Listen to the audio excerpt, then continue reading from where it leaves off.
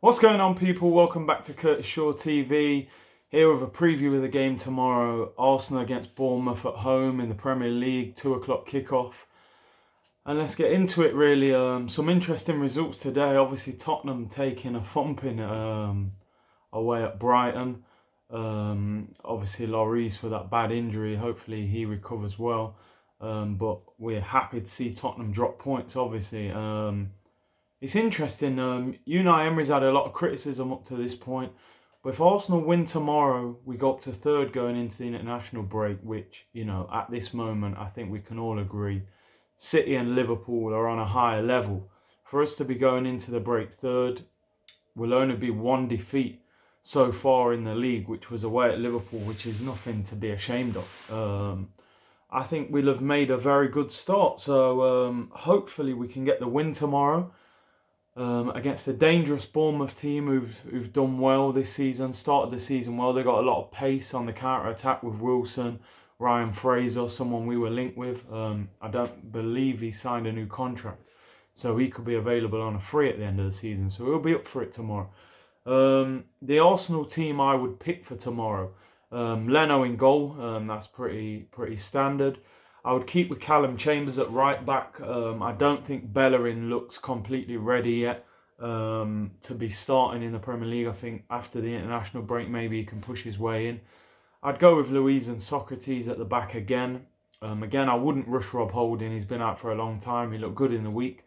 But stick with them two. They played well against Man United. I don't think that's the ideal partnership moving forward. But for tomorrow, I would leave them in.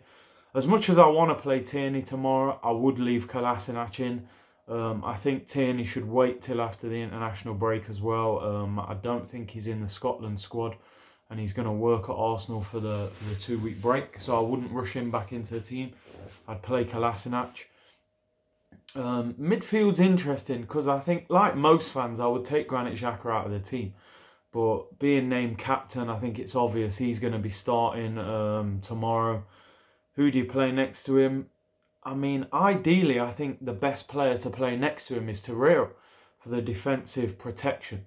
But then Guendouzi's been our main centre midfielder this season. So I would play Guendouzi and Torreira. He will play Xhaka. So I don't know, it's a toss-up really between Torreira and Guendouzi. Guendouzi doesn't deserve to be dropped at all. But just for the partnership with Xhaka, one of those two for the game tomorrow. I would then play Dani Ceballos. Even though Joe Willock's been very good and maybe deserves a start, I just think Ceballos, you've took this guy on loan for the season from Real Madrid. We've got to use him. I think in games like this where the team won't press us as much, we saw that great performance against Burnley at home from him. So I'd play Ceballos tomorrow. And then the two wide players, I would go with Saka. I think he deserves to keep his place. Martinelli was brilliant, and we've heard the manager saying he maybe prefers playing out wide to through the middle. But Saka was probably our man of the match against Man United, so I'd keep him in the team. Pepe on the right. Pepe needs a goal tomorrow. If he can put in a good performance even, if he doesn't score, he needs to do something good going into the international break so he can go away, play for his country and come back on a positive note. It's a very, very important game for him tomorrow. We need a goal, an assist, a good performance, one or two of those three, at least. You then look at Aubameyang through the middle, on fire. Someone was saying, I think if he scores tomorrow, that's his 50th goal for the club. I really hope he scores it tomorrow in a home game and the fans really embrace him. People were talking about selling him in the summer when the Chinese club were talking about 80 million. Let's embrace this guy. For me, at the moment, he's a world-class striker. All-round game isn't unbelievable, but goal-scoring instinct in a team that doesn't even create a great deal, I think, we're lucky to have this guy. One of the best strikers in world football at the moment. Top 5 or 6, without a doubt. Just quickly want to touch on the Mesut Ozil situation. I've seen a lot of comments, mixed reviews. Some people saying it's good that we're doing this finally, and some are saying it's not good the way we're treating him. For me, if the club have decided that he's not a major part of their plans, clearly Emery doesn't want to use him for whatever reason. He doesn't feel he gets enough out of him. He's not consistent enough, doesn't work hard enough, doesn't really perform in big away games.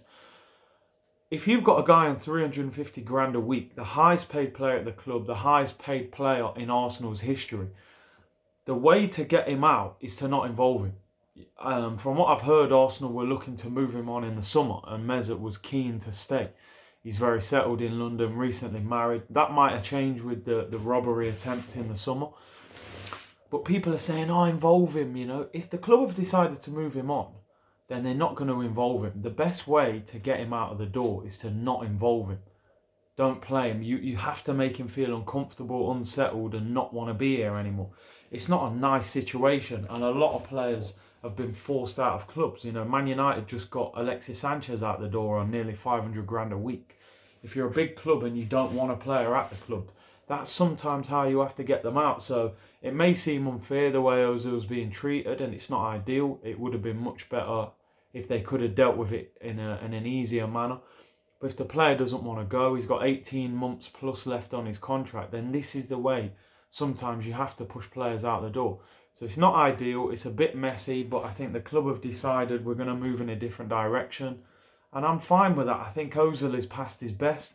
I don't think they want to play with a recognised number 10. They want to play with more 3 central midfielders with one with the freedom to attack.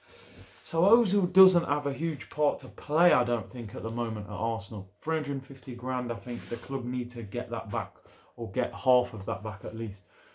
So I'm not expecting him to be involved tomorrow either, really, at the most on the bench.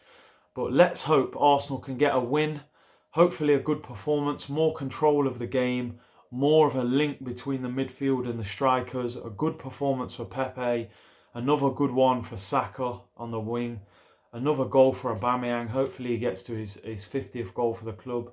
Unai Emery, get us playing on the front foot, and hopefully we go into international break in 3rd place. Let me know what you think the team should be tomorrow. Who would you play where? What formation would you play? What do you think the score is going to be? Don't forget, like, comment, subscribe to the channel. We're going to be doing lots more over the international break. And all the best. Hopefully 3 points for Arsenal. Bless.